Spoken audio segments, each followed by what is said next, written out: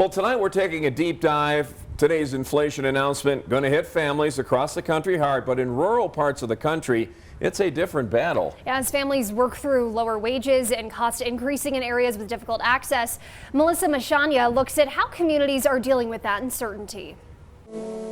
So up that way is George's Creek, and then on up this valley is where the paper mill's set. So this is what we like to do when the sun is shining. From the top of a hill with his dogs by his side, David Grove always has a good perspective on things. It is discouraging when you go up past and you don't see nothing at the paper mill. It's bad. Unfortunately, that perspective nowadays is not quite what it once was. There's not much industry left. All the industry has moved out. That's the kind of things that shutting down in this whole area makes inflation, 10 times worse? David is retired from a local paper mill here in the Appalachian town of Western Port before it closed 3 years ago. The closure put hundreds of people out of a job, and since it was the largest employer for miles, its exit left his neighbors hurting. His wife still works, which makes him one of the lucky ones. We're surviving, but these other people, probably not so much. While we all feel it, those living in America's rural corners and those with low incomes are being disproportionately hit by inflation.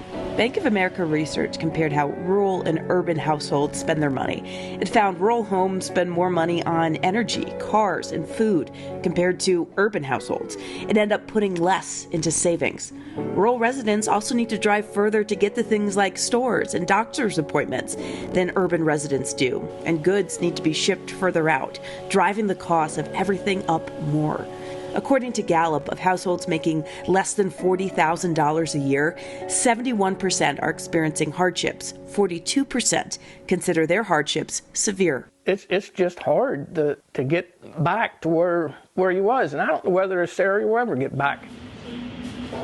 Yeah, my name's John Shingler with Port West Restaurant, owner/manager. My mom's still involved also, so yeah. She still keeps an eye on you? That's right, yeah.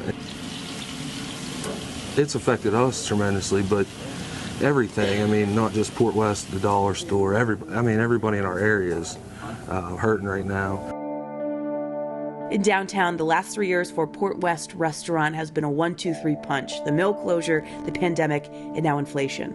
$1.79 for a head of lettuce right now. You know, it's crazy. Even though he lost 30% of his customers when the mill closed, the food prices have given him no choice but to raise his own prices. Chicken chimney. It's hard for these small rural, like communities like this to understand why we have to raise them, because it's not like in a big city where they're used to paying those prices.